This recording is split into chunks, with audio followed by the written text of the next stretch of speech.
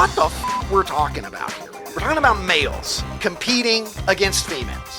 I want to be clear, I don't blame the child. I will, however, criticize the adults who have allowed a situation where this can occur. It was there to give women opportunities. And now a man who once challenged Duran Duran to a street fight, Ricky Cobb.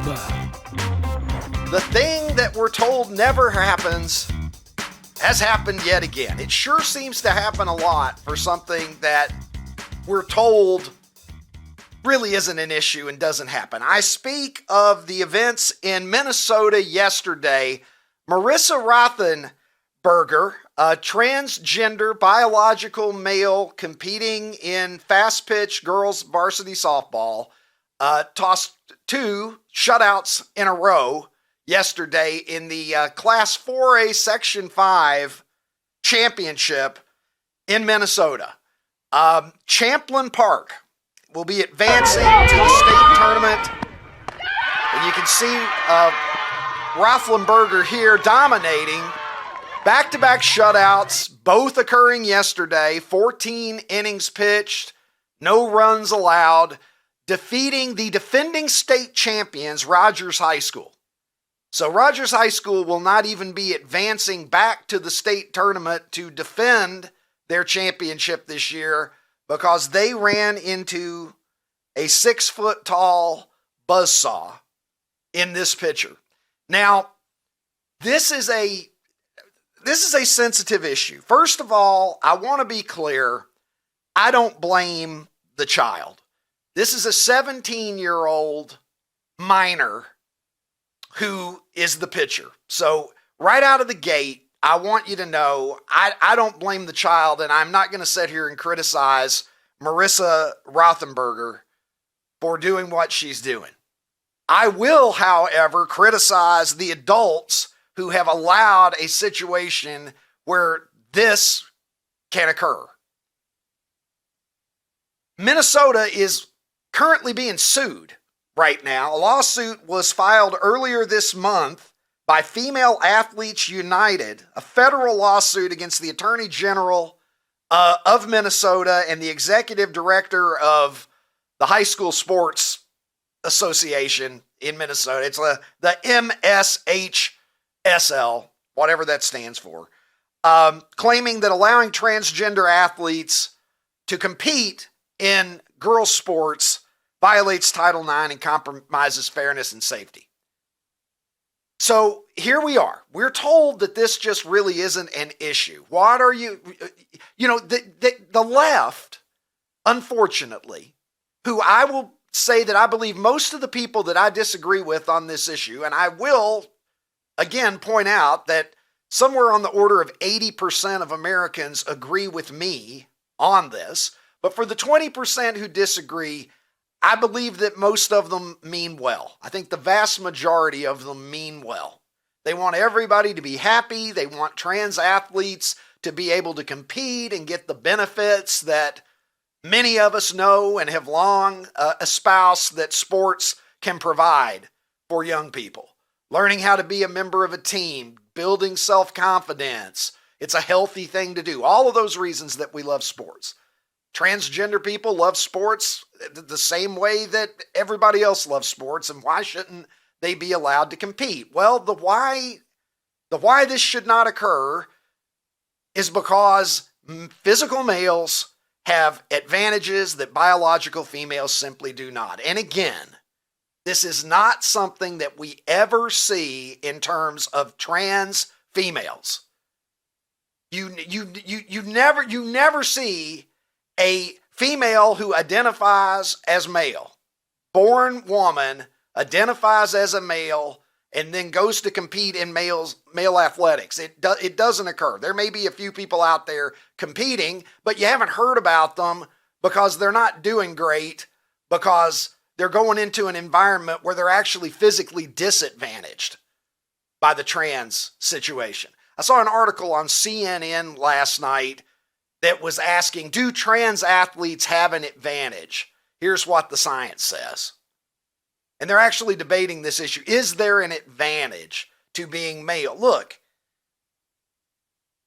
We are so far past the point of reason here that I just want to move the needle across the record and pause for a moment and ask you, the viewer, to reflect on exactly what the fuck we're talking about here. We're talking about biological males. We're talking about males competing against females. The whole reason that female athletics exists is if you put males and females into one division, it's going to end up being 95% boys. Not because boys are better people, not because there's anything wrong with women, but because of nature. Males tend to be bigger, tend to be stronger, tend to be faster. Not in every case, but on average. You don't have to be a genius to figure that out. If there was no advantage, we would see female to male trans athletes, be they juveniles or adults, we would see them performing just as well in that context. And yet we don't. If I identified as a Native American, would a tribe have to accept me? If I showed up and said, I identify as Navajo, would the Navajos have to welcome me into the tribe? If I identify as a millionaire, does that mean that I'm going to get a direct deposit this week with my 7-figure paycheck? If I identify as a dog, can I go take a shit on the sidewalk? And then my excuse is, well, I identify as a dog. If I identify as being 12 years old, can I go down and join the local Little League, take my old Easton aluminum bat, and then go down there and start jacking home runs like Aaron Judge against 12-year-old pitching? Would anybody think that any of that is all right? And you know the answer, because the answer is rooted in reality. Why isn't the answer to this question also rooted in reality? Why is this the one place right now in society where common sense, at least with a wide segment of our society, simply does not exist? They want to pretend, they want to believe that there's no difference between men and women, and yet there is. You can say you're anything, and look, again, it bears repeating. I wish every transgender person well. I truly do. And I wish that it was a situation where there was no physical difference between males and females in athletics, and then there you go, boom, everybody's happy. No problem. Go compete however you want to, and nobody's going to be harmed by it. But people are harmed by this. And I want to be clear about it, because there is sort of a diseased sympathy that exists on the left, where the idea is the thing that they hold in highest esteem is don't hurt anybody's feelings, don't say anything that anyone doesn't want to hear about themselves. If you're 400 pounds, they'll say, well, you're still beautiful.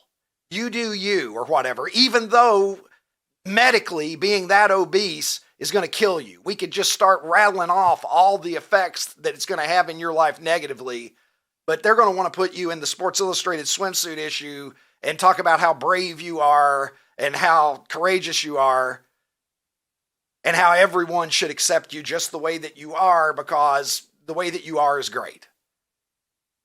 And that is a good message a lot of the time, but it's not when it comes to your physical health, and it's not when it comes to what is good for 50% of this society, girls and women. Okay, so Marissa Rothenberger, for the people on the left, they're like, hey, this is great. She got to participate. She's doing well, etc. What about the kids from Rogers High School? What about the girls that went out and earned a state championship last year in Minnesota, and they're not even going to be able to get back to the state tournament to defend their title through no fault of their own? And again, with all sympathy to this 17-year-old minor child who shouldn't be out there, they ran into a biological male who is simply physically equipped with gifts that those girls do not possess. And they got shut out twice in the same day, and now it's over. So with that being said, all right, so I've got a guest here I'm going to bring in just a moment who's waiting patiently and who I'm very excited to speak to today. But I want to give you just a little bit more background before I bring him in. This pitcher was a male, born male, and at the age of 9, her mother successfully was able to petition a district court to change her birth certificate to reflect her new name, and it changed her sex to female on the birth certificate. Minnesota law doesn't require amended birth certificates to state that changes have been made to them.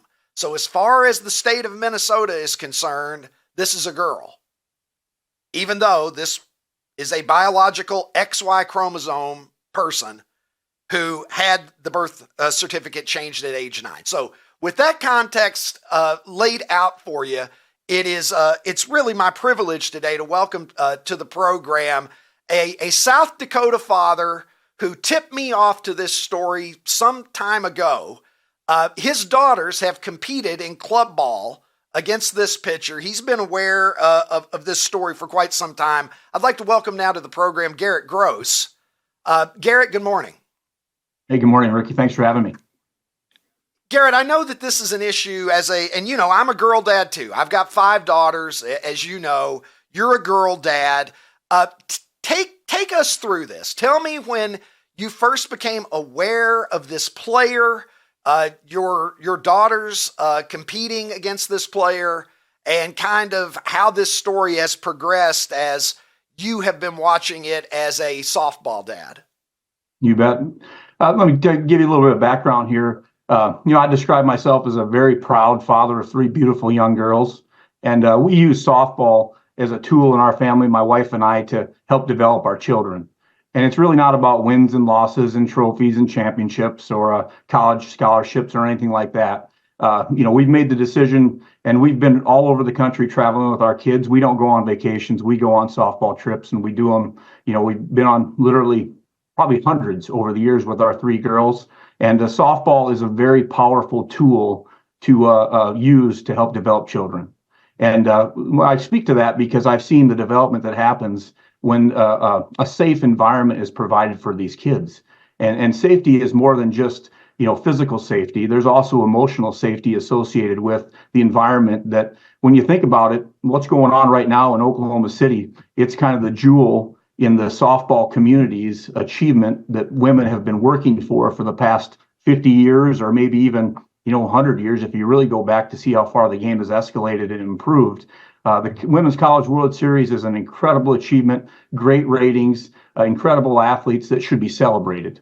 And when you really think about what's happening here and how this is being tarnished, because all that achievement that's been done by these people for literally decades is being tarnished, it's a great disappointment to me. So that's kind of a reason why I appreciate the opportunity to speak today. And, it cuts from the one end of the spectrum with the Women's College World Series, but then on the other end of the spectrum, I've got a little girl that plays 10U softball, and she's seen her older daughters escalate through the ranks. And you need a safe environment where you can fail, get back up, and achieve success. If you strike out 13 times in a row, so be it. It takes a lot of courage to walk back up to that batter's box and face that opponent. And there's some assumptions there that it's a fair and just platform where these girls can compete. And it's frustrating to me that safe environment is not being protected by leadership, at the local, the state, and then the federal levels. It's just disappointing that balance of power can be offset so dramatically, so quickly. And you said something before. The first thing you said on this segment was people don't think this happens. Listen, I'm in a small town in the middle of South Dakota, and if it happens here, it can happen anywhere. And to answer your question specifically, how are we tipped off? My daughters play on a very good regional club team based in South Dakota here. We played this athlete. Our club played this athlete in Colorado last summer, and the score was like 15-3 or something like that. But it was a marked difference between their club and ours. And then our club played this same team in St. Louis last fall, similar situation, 8-2 score. The balance of competitiveness was something was offset, but sometimes you just win games and you lose games. And then this spring, we heard about the situation up in the Twin Cities, and we went back and looked at those box scores, and we found that pitcher pitched against our girls, pitched 4 innings, didn't give up any runs, had 5 at bats, had 5 hits, 2 home runs, and it just makes you think, man, it would been nice to know that there was a male competing against our girls just from a safety standpoint. It would have been nice to know. And then my daughters have thought, behind the scenes, so to speak, are we really competing in a fair and just environment? So those two key points really frustrate me as a father, because I know the good things that can come from softball, and that needs to be protected. Garrett, it seems on the surface to many of us to be such a simple issue. The words that you've just stated, that our daughters, all of us, our daughters, our granddaughters, our sisters, they deserve an opportunity to go compete in athletics and do so on a level playing field. And I so feel for these girls from Rogers High School who only want the same thing that any of us want. And I completely agree with you, by the way, on the greater importance of sports. Wins and losses are great, and we follow our favorite teams, and certainly we view it differently when it's our children. But sports in general, I think, encompasses a lot of what is good in society that is a lot bigger than the statistics or the standings page, whether we're talking about Little League or whether we're talking about the level that your daughters are at, or whether we're talking about professional sports when, it's obviously a huge money enterprise and the bottom line is everything to these teams. I feel for these girls who were denied an opportunity to go and defend their championship and have it settled on the field, competing against their peers, because this individual is not a peer. And I do have sympathy for the individual. I look at this and I come out and I think, look, it's a little different than Leah Thomas. It's different than the Olympic boxers.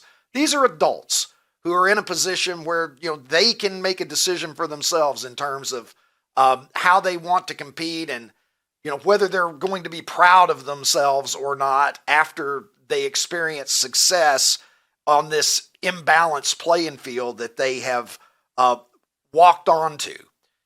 As you look at this, Garrett, where are we headed? Where does it end? I'm sure that you have had many conversations with other parents.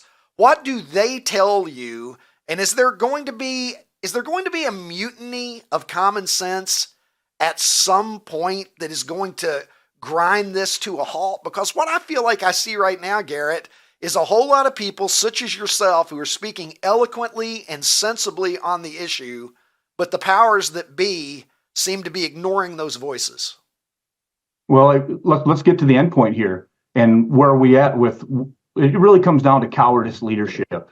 And like I said, at the local, state, and federal levels, they're cowards that are scared that they're going to be sued. The reality is lawsuits can cut both ways. And thankfully, this group in Minnesota, they've banded together and they've issued a lawsuit in Minnesota, but it's much bigger than that. I talked about the emotional safety that these women have, or these young ladies who become women, and softball is a tool to help them attain, mature, productive, successful women. And that's the whole goal of Title IX from the get-go, was to just provide a safe platform for these girls to compete in a respected and appreciated arena.